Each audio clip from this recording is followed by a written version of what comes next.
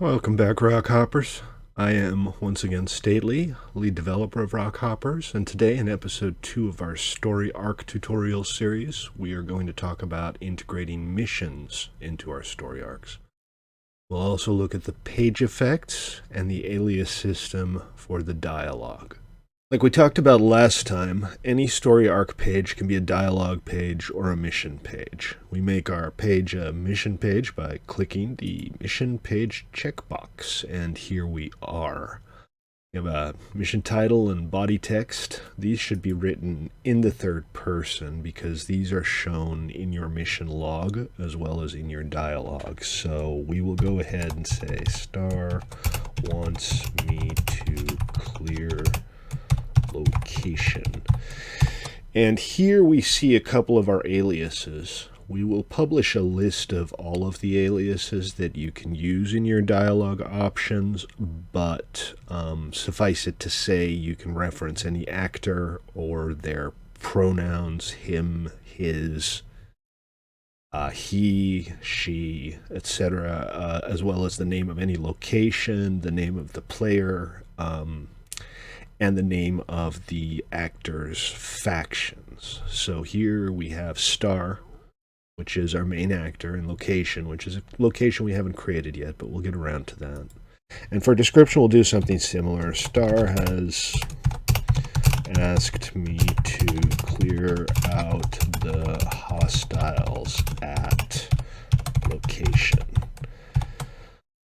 All right, so the dialogue's pretty straightforward. We do this in the third person, not the first person, like I just mentioned. And let's take a moment now to talk about the various mission types that you can present to the players. And we'll just go from the top to bottom here. The fetch mission is probably the simplest, most straightforward mission you could come up with. It is a simple go get something and bring it back to me quest. This mission doesn't require a specific type of item or that the item come from a specific place. This is go out and get me 20 ice or 10 bark cone or 3 xeno gibs or sproach legs or whatever else you think might be an appropriate mission haul target. Fetch Special is a little bit different. You'll see that the mission item dropdown is still here, but it also adds a set. That is because a special fetch mission requires you to go to a specific location and get a specific item. And we've talked about this in the mission episode of the prefab tutorial series. The way this works is there are mission fetch target items spread out throughout the mission location. One of them becomes active, and the player has to go search for it at the mission location while fighting the mobs. Destroy is similar. You go to a specific location and you destroy one or more of a specific type of block. Clear simply requires you to go to a location and kill all of the hostiles there. Deliver is a simple handoff mission. And by handoff mission, I mean that this is a way to move the story along to a new actor. So what you would do here is you would grab a second actor, and we'll call the actor co-star. Oh, let's not change the name of the first actor. Let's actually create a second actor. And we can go back to the page. We can make this a deliver mission, and we'll set the turn-in actor to the co-star. And the way this works is that the player receives an item from the mission giver and is told to deliver it to the co-star. Okay, let's move on to the fetch any, which is a variant of the basic fetch mission. In this one, there's a list of objects for the player to retrieve, and the player is required to fetch any one of them. This is primarily for things like an NPC asking for a weapon or some kind of health item or something to eat. You can have a list of different things that the player could turn in. So they're not just asking for noodles, they're asking for anything to eat. Okay, next one up is talk to. And talk to is just like deliver, only it doesn't have the MacGuffin, so you're not actually sent away with an item to give to the turn-in actor. You're just told to go talk to the turn-in actor. And the benefit of this, and the reason you should always use a talk to or a deliver mission or have some kind of mission with a different turn-in actor, is when you have a mission, the turn-in actor will be highlighted on your map and on your screen with the little screen bug. And if you don't do that, if you just say the next page actor is co-star, the player won't know how to get to co-star.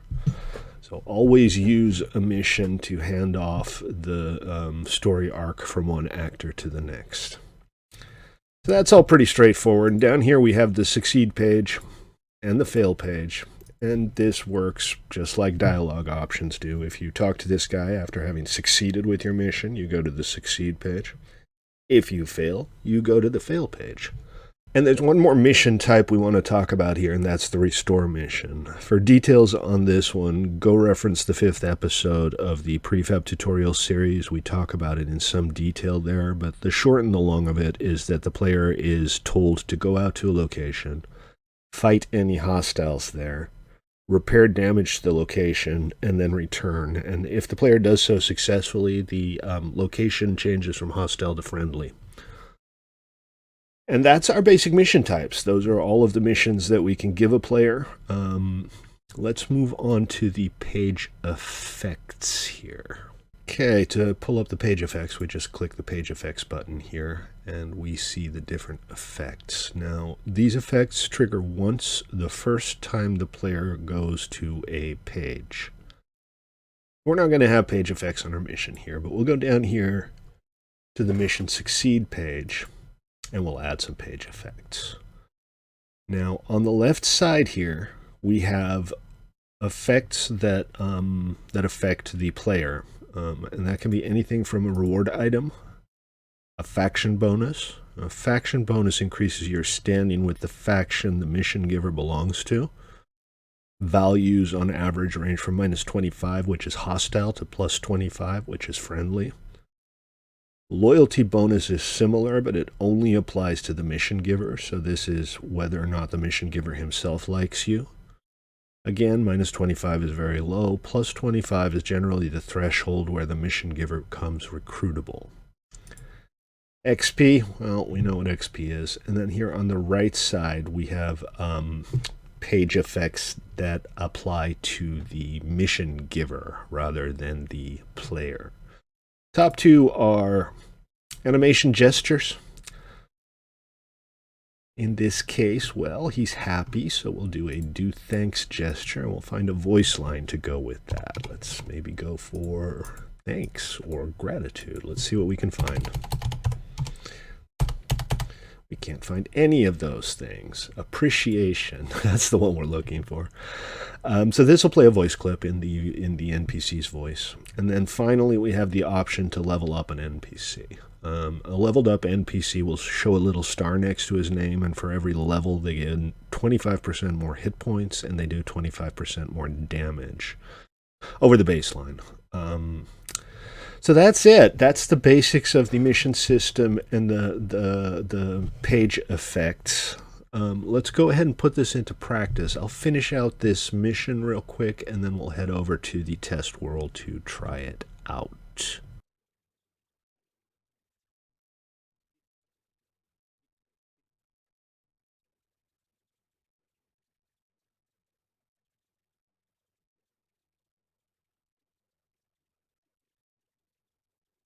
Alright, we've created our mission and are now ready to test it. So just like we did last time, we will create a new game in our Arc test lab here, and away we go.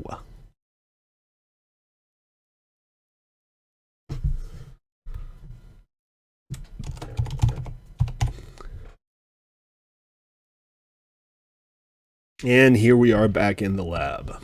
So you saw this last time, but in case you didn't, this is where we test our missions and our NPC behavior. This world is included in the recent builds of the game. All we have to do here is press the survivor spawner button, and we will spawn a survivor, and let's go talk to him.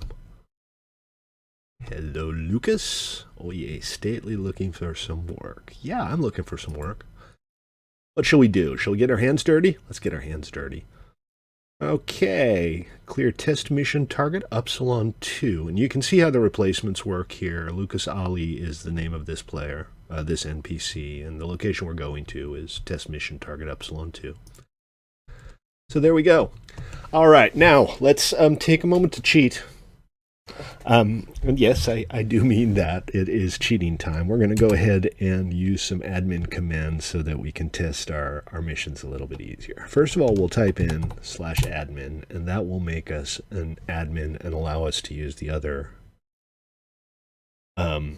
cheat commands. And the first one we're going to use is /godmode on. This prevents us from taking damage and increases our move speed.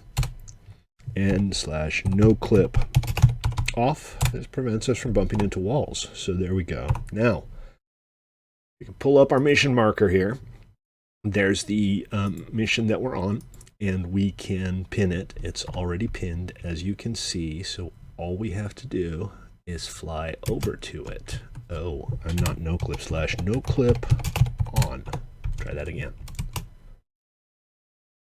There we go. It's a bit of a way. I might have to fast forward through some of this.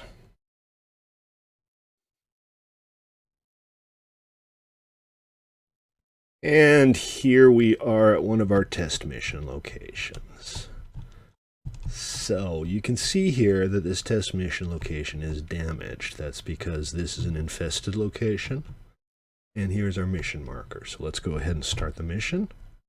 And remember, our job here is simply to clear all of the hostiles inside of this mission. So let's head on in. We're still no-clipped, so we don't need to worry about the doors. And honestly, we don't even need to worry about the Zets because they can't hurt us in God mode.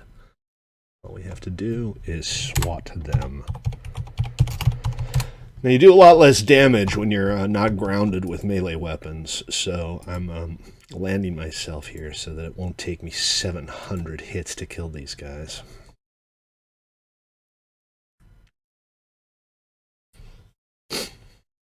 And there we go. The mission is complete. Let's head on back. As you can see, the mission marker has updated, and now it points back to the mission giver.